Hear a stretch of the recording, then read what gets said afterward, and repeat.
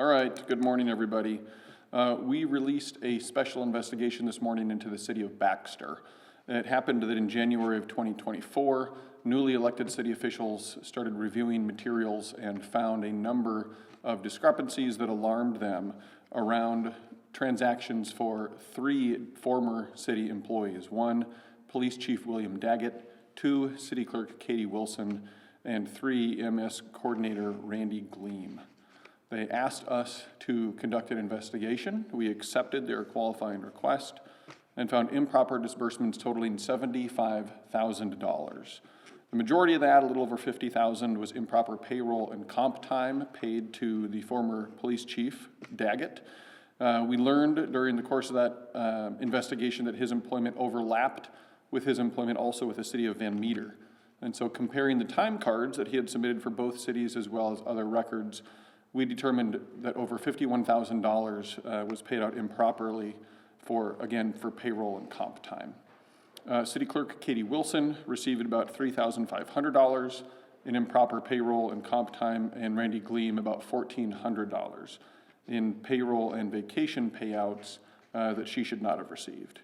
We also saw purchases on the city's credit card for personal items and items that were purchased allegedly for city use, but that the city no longer possesses. Before we did this, the city itself did an internal investigation. Just a day before meeting with city officials to review those internal findings, Ms. Gleam resigned, and 10 days later, Police Chief Daggett resigned as well, as did Ms. Wilson.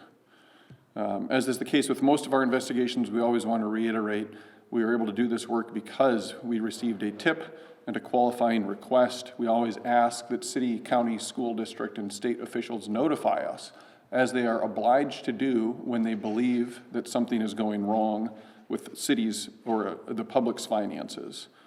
Copies of this report, as usual, have been provided to the Jasper County Sheriff's Office, the Iowa DCI, and the Iowa Attorney General's Office. Happy to take any questions. I understand this is not uncommon for small towns. I mean, that may be overstating, but you know what I mean? This kind of thing happens in small towns. Your audits will often acknowledge it's difficult in small towns and small staffs to have enough oversight to prevent these kind of things from happening. What's your just kind of ongoing recommendations to Iowa government, small towns to prevent these kind of things? I think we have to go back to the question of trust but verify, right? I mean, we want to be looking at how tax dollars are getting spent. And when we see people that we trust and we believe they're doing the right thing, we want to help them be led not into temptation. And the way that we do that is by making sure that they know that we are looking at what they're doing. When they know that we're looking just like anyone else, it helps us all behave a little bit better and stay on the straight and narrow. In this specific scenario, how difficult was it, I don't know if it was the city's investigation or the audit here, was there an attempt to hide the funds that were being used for, personal items that were being purchased, just extra salary? What did that look like? What was the scope of that? You don't necessarily have to make much of an attempt to hide when you don't have very many people looking. So one of the reminders that we put in this report, that we put in pretty much every report, is, hey, City Council, County Board of Supervisors, whatever the case may be, you have a fiduciary duty to do oversight. You need to do that oversight. And just by, for example, asking people or telling them, I want the records every single month for the credit card statement, for example, you can help people understand that someone's looking, which can deter them from doing anything bad in the first place. I always go back to the story from Mahaska County. There was a woman who was employed both by the Mahaska County Soil and Water Conservation District as well as Poweshiek. Someone on the Poweshiek board would always ask for the records every month. Nobody did that in Mahaska. She embezzled over $200,000 from the Mahaska County Soil and Water Conservation District, nothing in Poweshiek. The difference was opportunity. Is this audit tied into Mitchellville since Daggett has ties to both? This audit is only of Baxter, but you're right that Mitchellville certainly is going to want to be reviewing this audit now that it's a public report and incorporating that into any decision making that they have ahead of them.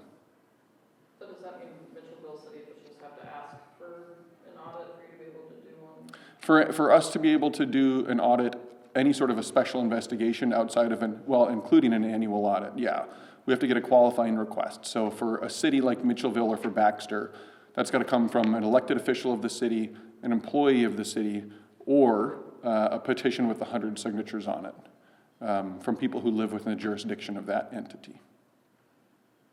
When you conduct an investigation like this, are you able to tell when the instances are malicious and when they are maybe just bad bookkeeping and nothing was necessarily, and could you tell that in this case?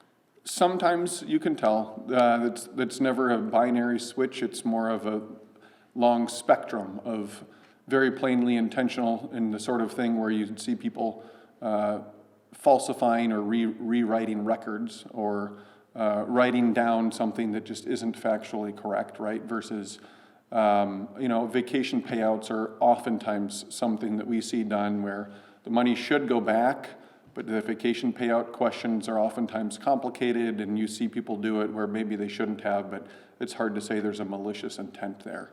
One of the things that we have in this case is a distinction for the police chief Daggett, where he was supposed to be calling in when he was on duty so that dispatch would know that he's available, and that there was a pretty wide distinction between when his time cards said that he was actually on duty, or his time sheets, I should say, versus when he actually called in to say he was on duty.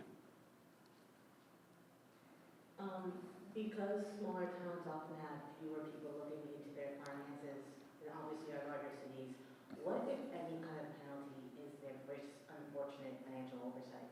There's a penalty in terms of public trust, is what I'd say. This is an important thing that you want to do well. There's a penalty in terms of reputation.